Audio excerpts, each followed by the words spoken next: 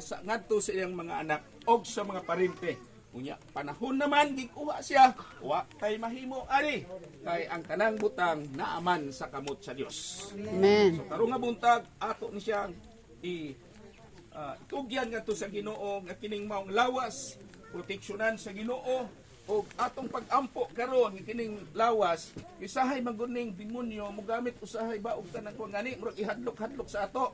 Atong i-declare karon nga buntag nga kining maong lawas protektahan kini sa Ginoo nga dili gamiton sa kaaway aron sa paghadlok sa mga minahal sa kinabuhi.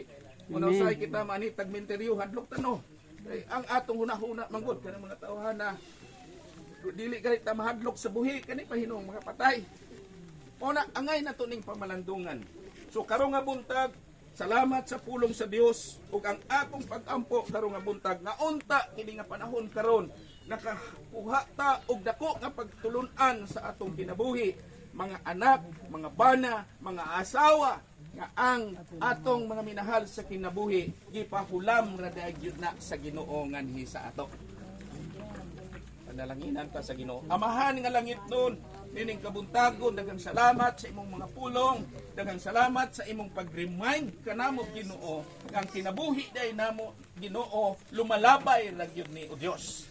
Samtang buhi pa kini Ginoo amo ning gamiton Ginoo sa pagpasidungog, paghimaya, pag-alagad kanimo kay mao kini ang pagdeterminar Ginoo sa among destinasyon karon samtang duna pa may mahimo alang kanimo.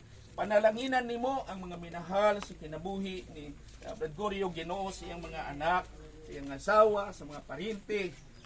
Ginoong ang balaan nga espiritu mao ni siya ang maglig-on, mao ni siya Ginoo ang maglipay kanamo luyo ni ining maong kagul-anan. O karon nga buntag o Dios kining maong lawas Ginoo ang akong pag-ampo imo sabding proteksyonan Ginoo.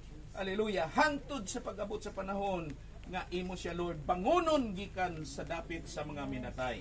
Salamat Ginoo ug karon nga oras kini nga lawas amo ning itugyan kanimo pinaagi sa ngalan sa Amahan, sa Anak o sa Espiritu Santo ug ang tanan magingog amen. Amen. So before nato ni siya putang dito siguro taga na tong panahon ang mga anak awa nga mo lantaw niya human ana atong ipahiluna si Pastor.